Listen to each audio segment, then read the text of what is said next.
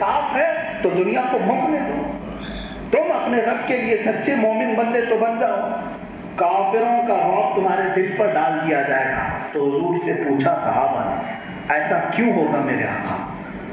ان کا خوف ہمارے دلوں پر ڈال دیا جائے گا، ایسا کیوں ہوگا؟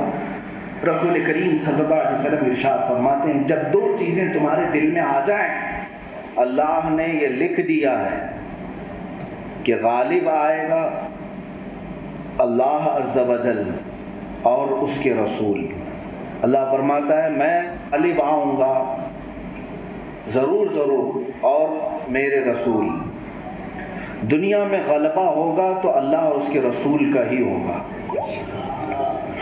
وقتی طور پر باطل طاقتیں، باطل طاغوتی طاقتیں اگر تھوڑی دیر کے لیے تخت پر آ جائیں یا اپنی طاقت کا مظاہرہ کریں تو یوں سمجھ لیں کہ یہ ایک چھوٹا سا وقت ہے، ورنہ ہمیشہ اللہ ہی کی عزت اور اس کے رسولوں کی ہی عزت ہوگی. میں آج آپ تمام حضرات کو ایک میسج یہ دینا چاہتا ہوں. جس قوم کو اللہ تعالیٰ نے عزت کا پروانہ عطا کیا کہ عزت تمہارے لیے، اور جب ہمیں یہ پتہ چل گیا کہ اس کائنات میں ہماری ہی عزت ہونی چاہیے تو اس کی فکر بھی آپ کو ہونی چاہیے. ایسا کوئی کام نہ ہو جس سے تمہاری عزت خطرے میں آئے، اور اس بات کا بھی خیال ہونا چاہیے کہ صرف میری ہی نہیں پورے مومنین کی عزت کا اللہ نے پروانہ عطا کیا. کہیں کسی ایمان والے کی عزت پر خطرہ آئے تو مجھے بھی بے چینی ہونی چاہیے. قرآن کا فرمان ہے کہ عزت مومنین کے لیے. اللہ کے نبی صلی اللہ تعالیٰ علیہ وسلم نے تو یہ ارشاد فرمایا کہ میرے نزدیک مومن کی عزت کیا معنی رکھتی ہے جانتے ہیں؟ حضور اکرم صلی اللہ علیہ وسلم ارشاد فرماتے ہیں یہ ذی الحجہ کا مہینہ تھا. ذی الحجہ کے مہینے میں 10ویں ذی الحجہ تاریخ بڑی اہم ہے، بقرعید ہوتی ہے اور حجاج اکرام کے لیے ایک بہت ہی عظیم دن ہے. رسول پاک صلی اللہ تعالیٰ علیہ وسلم ارشاد فرماتے ہیں جیسے آج کے دن کی حرمت ہے، آج کے دن کی عزت ہے، یعنی 10 ذی الحجہ کی، اور اس مہینے کی جیسی عزت ہے اور اس مقام کی جتنی عزت ہے مکہ مکرمہ. اور پھر میرے آقا صلی اللہ علیہ وسلم ارشاد فرماتے ہیں اس خانہ کعبہ کی جتنی عزت ہے اس سے بڑھ کر میرے نزدیک ایک مومن کی عزت ہے. یہ رسول پاک صلی اللہ تعالیٰ علیہ وسلم کا فرمان عالی شان ہے. مومن کی عزت، مومن کا خون، اس کی آبرو خانہ کعبہ سے بڑھ کر کے ہے. اس بات کا اندازہ رکھیں کسی مومن کی عزت خطرے میں آتی تھی جب کبھی تو ہماری تاریخ تو یہ بتاتی ہے کہ ہم اتنے غیرت مند تھے کہ ہم پھر کھانا پانی بھی چھوڑ دیا کرتے تھے. ہماری تاریخ یہ ہے کہ مومنین کی عزت پر کہیں خطرہ آ جائے تو ہم اپنے عیش و آرام کو ترک کر جاتے. جنگیں ہوئی ہیں، ان معاملات کو لے کر جنگیں ہوئی ہیں. ایک بہت اہم بات میں آپ کو بتا دوں کہ اگر آپ کے اندر غیرت باقی ہے تو سمجھ لو کہ آپ زندہ ہیں.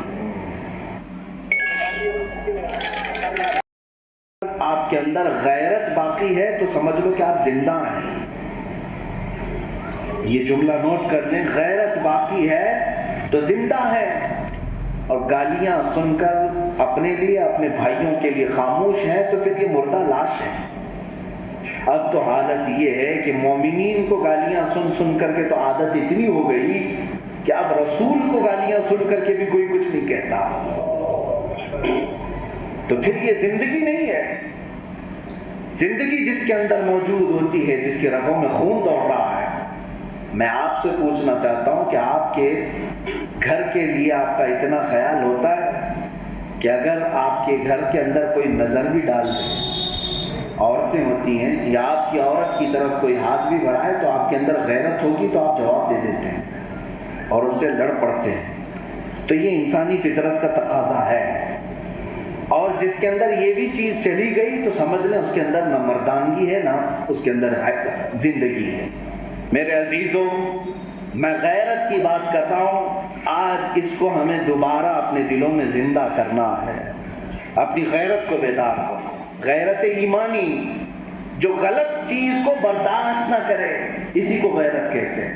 میں آپ سے سوال کرتا ہوں، آپ نے پچھلے 10 سال سے اگر گالیاں سنی ہیں، چلو اپنے لیے سنیں تو معاف کرنے کا حکم ہے کہ آپ معاف بھی کر سکتے ہو، لیکن تم اپنی ماں کے لیے سن رہے ہو، باپ کے لیے سن رہے ہو، تو پھر یہاں پر آپ کی غیرت دیکھی جاتی ہے۔ اور اس سے بڑھ کر کے اگر اللہ اور اس کے رسول کے لیے سن رہے ہو، تب پھر تمہیں معاف کرنے کا بھی حق نہیں ہے، پھر تمہارے اندر اختیار نہیں۔ اب لوگ امن کی بات کرتے ہوئے کہتے ہیں ارے اسلام تو بڑی شانتی کا مذہب ہے، سب کو معاف کرتے ہیں، معاف کرنے کا درس ہے اس میں۔ تو اگر کچھ ایسے خبیث قسم کے لوگ تمہارے نبی کو، دین کو یا اللہ کو گالیاں دے رہے تو معاف کر دو، چھوڑ دو انہیں۔ نادانوں، تمہیں پتہ نہیں معاف کرنے کا حق ہمیں نہیں دیا گیا ہے۔ رسول پاک صلی اللہ علیہ وسلم کی ذات پر، اسلام پر اور اللہ کی ذات پر اگر کوئی بھونکے تو ہم کون ہوتے ہیں یہ معاف کرنے والے؟ اگر ہماری غیرت باقی ہے تو ہم اپنی جان بھی قربان کریں گے اور معاف نہیں کریں گے۔ یہی صحابہ کا مشن تھا، یہی صحابہ کا مشن تھا۔